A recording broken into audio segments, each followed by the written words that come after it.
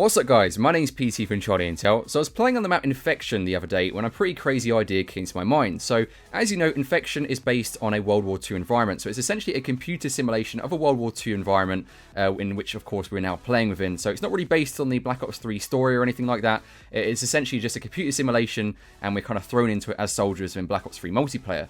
And the actual official description of this map is a warped simulation of a World War II historical battle set in a quaint French village. So again, essentially it's a simulation, and this simulation could change to other environments, assuming obviously they actually made other maps based on simulation. So as we know, Treyarch plan on remaking some maps from previous Call of Duties in upcoming DLC map packs, and this whole concept of a simulated environment kind of got me thinking.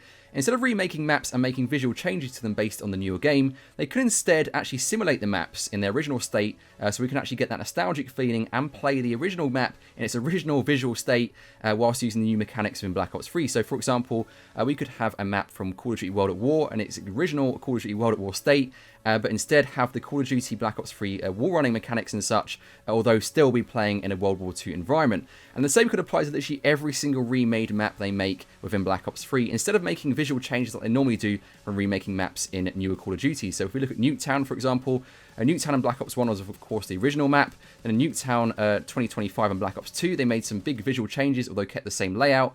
And again, they did the same thing in Black Ops 3 for Nuketown. I guess you call it Nuketown 3. Now, in fairness, Nuketown isn't a very good example, given the fact Nuketown is more of a staple of each Black Ops release, so it makes more sense to update those maps visually to match the newer visual elements of the newer game. With that being said, though, it's kind of the same concept of how they normally visually change remakes of previous Call of Duty maps within each Call of Duty release. So in terms of this whole simulated idea, I think it's more likely to see this actually implemented with older maps from older Call of Duties, for example, Call of Duty 3, Call of Duty World at War, and perhaps even Call of Duty Black Ops, but I can't see them using the same simulated concept with Black Ops 2 maps, given the fact it's quite close in terms of timeline to the story of Black Ops 3, so it kind of makes more sense to update those visually to match Black Ops 3 as opposed to much older maps from much older Call of Duties. It wouldn't really make much sense to have, let's say, a map from Call of Duty World at War, but no longer in the World War II environment, instead placed in a Black Ops 3 environment, because it just kind of lose that original feeling of the map, and it wouldn't really make much sense. It might have the same layout as the World War II map, but to be honest, it just wouldn't make much sense to me